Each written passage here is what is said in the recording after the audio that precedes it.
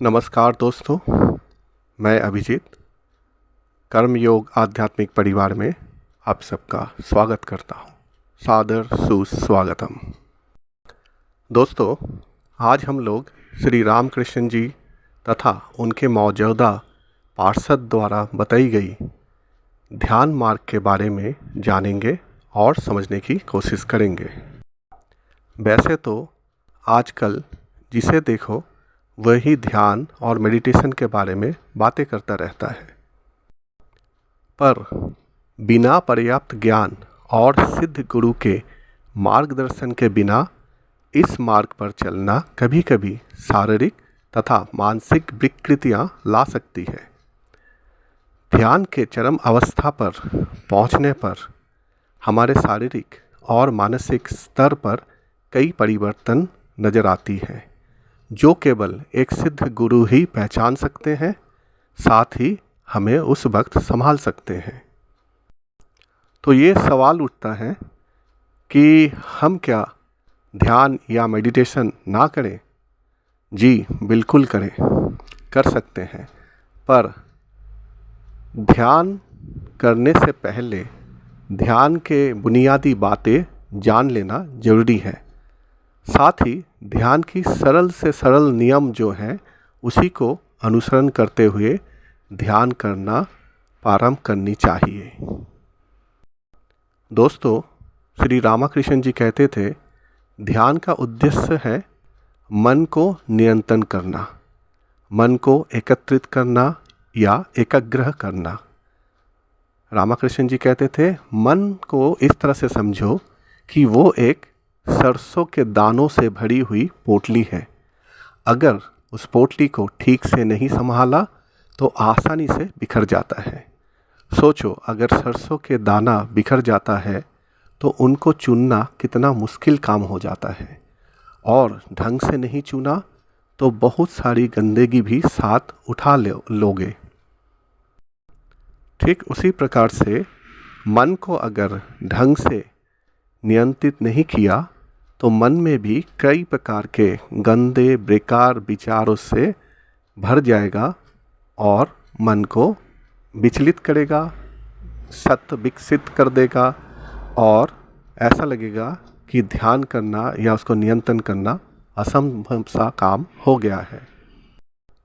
मन चंचल जरूर है, नियंत्रण करना कठिन भी है, परंतु असंभव नहीं है। इसके लिए अपने इष्ट देवी या देवता से प्रार्थना करना पड़ता है। साथ ही थोड़ा सा प्राणायाम का अभ्यास भी करना पड़ता है, जिससे मन जो है शांत हो सके। अपने इष्ट देव या देवी से क्या प्रार्थना करना है, आइए उसे समझते हैं।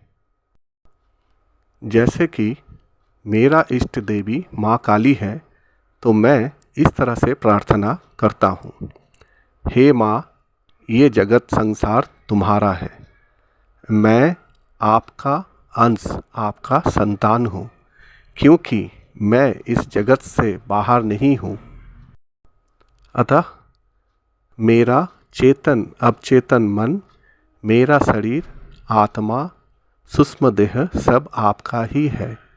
आपकी शक्ति से ही मैं अपना मन एकाग्र करना चाहता हूँ, और इस एकाग्र मन द्वारा सर्व प्रकार के दुर्बलताओं को दूर करके मैं आपके मन मुताबिक संतान होना चाहता हूँ, जिससे मैं अपना और औरों के लिए आनंद का कारण बन सकूं। अब ध्यान के लिए बैठ सकते हैं। इस समय आपको मन में मतलब हृदय में अपने इष्ट देव को देखने की चेष्टा करना है। आपको ये कोशिश करना है कि ये अनुभव करना है इष्ट देव जीवित है, ना कि केवल मूर्ति या चित्र है। उनका चलना फिरना हिलना डुलना देखने की कोशिश करनी है, उनसे बातें करने की कोशिश करनी है। ऐसे धीरे धीरे इष्ट देव या देवी को जीवित करना होता है। अपना स्थूल शरीर को भूलकर अंतर्मुखी होना होगा, और जब सब कुछ विलीन हो जाए और केवल आप और इष्ट रह जाएं तो वही ध्यान का चरम अवस्था होता है, जिसे समाधि भी कहा जाता है। अंत में ये प्रार्थना जरूर करना है कि हे ईश्वर, सब कुछ आपके ही इच्छा से हो रहा है। आपके ही इच्छा और शक्ति से मैंने अब तक जो भी जप ध्यान आदि किया है, सब कुछ आपका ही है और आपको ही अर्पण करता हूँ। अगर कुछ भूल त्रुटि हो गई है तो मुझे क्षमा करें।